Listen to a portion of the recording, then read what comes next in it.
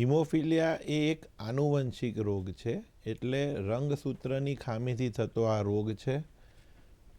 એ ચેપી રોગ નથી, પરંતુ વારસાગત રીતે માતા પિતા તરફથી બાળકને મળે છે.